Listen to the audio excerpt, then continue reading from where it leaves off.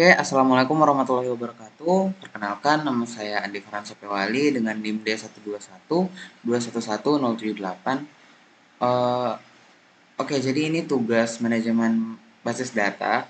Nah, di mana tugasnya itu kita diminta untuk melihat bagaimana sistem log bekerja pada SQLite. Jadi ini kita sudah diberikan beberapa langkahnya. Nanti kita akan lakukan satu persatu, lalu menjelaskan apa yang terjadi pada setiap langkahnya juga. Terus di akhir nanti ini ada pertanyaan apa yang terjadi dan mengapa itu bisa terjadi. Itu akan kita jelaskan juga nanti. Jadi langsung saja kita ke langkah yang pertama. Untuk bagian pertama itu, nah di sini, bentar. Oke. Oke, jadi untuk langkah pertama itu kita diminta untuk membuka 3 terminal sebagai representasi 3 user.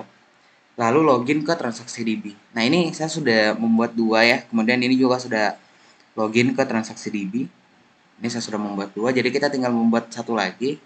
Kita tinggal SQLite 3 transaksi DB. Transaksi.db. Seperti ini. Nah, ini kita sudah punya 3. Selanjutnya, jadi mungkin langsung saja ya. Ini user 1, ini user 2, ini user 3 ya. Oke, jadi kita masuk kembali ke user 1, kemudian mungkin kita create, ini bebas sih mau di apa ya, mau di user manapun. Ini langsung saya kita create dulu. Nah, paste. Nah, ini setelah kita buat data dari tabelnya, ini kita masuk saja langsung ke langkah ketiga. Nah, di sini ada begin transaction. Kemudian dia lakukan transaksi select ya untuk tabel R-nya yang baru tadi kita buat. Nah, oke. Jadi ini dia sudah lakukan transaksinya, kemudian di select. Nah, untuk di bagian sini kita akan namakan saja untuk ini T1 ya, sesuai yang di sini. Nah, untuk pengoperasian select itu dia akan mengambil share log ya. Jadi kalau untuk share log sendiri ini gimana ya? Bisa dimiliki sama banyak transaksi.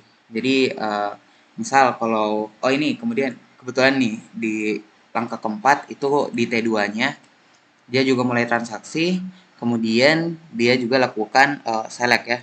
Nah, ini bisa karena uh, untuk apa ya, bikin transaction yang select ini, untuk transaksi select dia itu mendapatkan ini yang namanya share log. Oke, jadi mungkin kita lanjut saja ya. Kita coba ini untuk langkah kelima di transaksi 1 yang ini. Kita akan coba untuk lakukan update. Nah, di sini. Coba update, kita enter. Nah, ini dia lanjut. Kemudian setelah kita lakukan update, kita coba masuk ke sini. Transaksi 6. Kita update lagi. Nah, dia muncul mengatakan bahwa dia error seperti itu. Nah, mengapa hal itu terjadi? Karena di transaksi langkah kelima ini pada transaksi 1 kita kan melakukan update. Nah, kita melakukan update. Nah, pada langkah kelima ini sebenarnya T1 ini sudah memperoleh yang namanya reserve log. Karena dia akan melakukan apa ya namanya, write read. Jadi dia akan melakukan write kan, update itu kan sama dengan write. Makanya untuk apa ya namanya di sini, untuk transaksi 1 itu dia memperoleh yang namanya reverse log. Nah, reverse log ini cuma bisa diperoleh oleh satu transaksi saja. Jadi oleh karena itu untuk di T2 itu dia terkunci. Makanya dia tidak bisa lakukan yang namanya write lagi, karena untuk melakukan write itu harus ada reverse log, dan reverse lognya itu sekarang ada di T1 seperti itu. Nah, kita lanjut, ini kita masuk ke langkah ke-7, ini kita ke T3, kita mulai lagi transaksinya. Ini dia lakukannya select ya, dia lakukan select terus langsung di commit. Nah, ini berhasil. Oke, dia berhasil karena untuk operasi read sendiri yang select ini kan select ini kan masuk dalam operasi read. Nah, untuk operasi read sendiri itu sama seperti yang sebelumnya, itu tinggal apa ya? Dia itu cuma menggunakan shared lock. Makanya bisa dijalankan tanpa adanya error. Nah, kemudian kita masuk kembali ke transaksi pertama. Nah, di sini di langkah ke-8 kita dilakukan untuk melakukan commit. Jadi kita copy saja ya. Kita commit. Oke, setelah kita lakukan commit, nah di sini muncul error nih. Nah, error katanya database-nya terkunci. Nah, mengapa ini terkunci? Karena T2 di T2-nya yang di sini itu memegang Sherlock yang masih belum melakukan kunci. Nah, di sini ya. Ini. Ini dia lakukan Sherlock. Ini Sherlock nih, kan read. Nah, tadi kan kita juga lakukan Sherlock di transaksi 3, tapi kita sudah commit. Tapi di transaksi 2 kita belum commit. Seperti itu. Makanya ini belum bisa kita commit.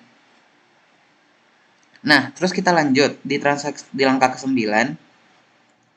Ini kita bikin transaction, kemudian kita select sini. Oke. Kita paste. Nah, di sini bahkan untuk melakukan operasi baca saja untuk read ini, dia juga error karena ada pending lock yang sedang aktif. Nah, pending locknya tadi itu kan terjadi di T1. Oke, untuk pending lock ini, saya ulangi, dia terjadi karena tidak boleh ada Sherlock baru. Nah, ini kan tadi ada Sherlock di sini nih, di T2 nih. Makanya dia tidak bisa. Ya, seperti itu. Nah, kita lanjut. Nah, di sini kita ditanya nih, mengapa apa yang terjadi di step ke-8 dan mengapa. Nah, pada step ke-8 itu T1 ingin melakukan commit. Tapi sebelum itu, nah, dia kan nggak bisa commit nih. Untuk bisa melakukan commit, itu T1-nya harus punya yang namanya exclusive lock dulu. Nah, exclusive lock ini dibutuhkan untuk menulis ke database terlebih dahulu. Karena masih ada Sherlock. Karena masih ada Sherlock yang aktif di T1, maka dia hanya memperoleh pending lock dan harus menunggu dulu. Nah, ini kan ada ini ya, Sherlock-nya ya. Ini kan ada Sherlock. Nah, kita tidak bisa commit sebelum semua Sherlock-nya itu di-clear atau di-commit. Nah, jadi langkah 11 nih. Apa yang harus dilakukan agar step ke-8 dapat tereksekusi? Nah, apa yang harus kita lakukan itu ya kita tinggal kalau tidak kita clear ya kita commit. Jadi kita tinggal ini kan yang di sini nih. Nah, ini tinggal kita commit aja. Commit. Oke. Nah, habis itu ya kita tinggal commit ulang nih. Bukan commit ulang sih, ini kita commit kan tadi kan terkunci. Harusnya sudah bisa. Nah, udah bisa. Oke, jadi mungkin itu saja dari saya. Lebih dan kurangnya mohon dimaafkan. Assalamualaikum warahmatullahi wabarakatuh.